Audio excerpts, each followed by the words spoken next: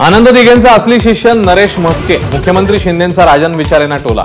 तर दिघेंकडून ठाणे जिल्हाध्यक्षपदे काढून घ्यायचा कट होता, मुख्यमंत्र्यांचा आरोप।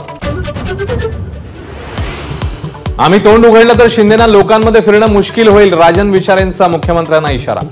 तर मुख्यमंत्र्यांना कंटाळून म्हस्के सेना सोडत होते, विचारेंचा गौप्यस्फोट।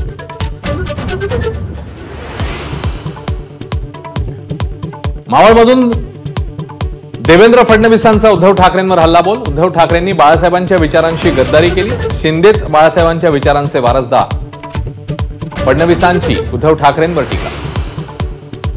वडेट्टीवारांचे आरोप खरे, निकमांवर देशद्रोहाचा गुन्हा दाखल करा। हू किल्ड करकरे पुस्तकाचे लेखक माजी पोलीस अधिकारी मुश्रीफ यांची मागणी। आरएसएस आणि निकम यांनी कोर्टाची दिशाभूल केल्याचाही आरोप।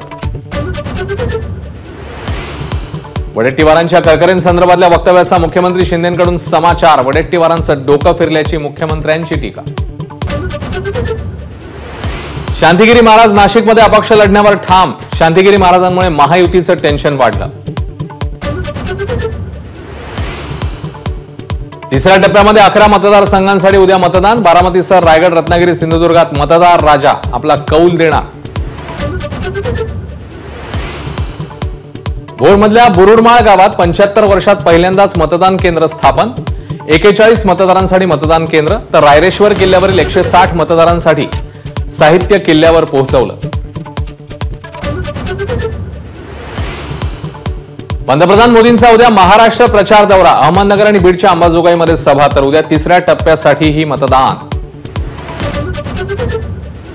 निवडणुकांच्या रणधुमाळीत सामान्यांच्या घशाला कोरड। सांगलीच्या जत तालुक्यात दुष्काळाने पळवलं तोंडचं पाणी।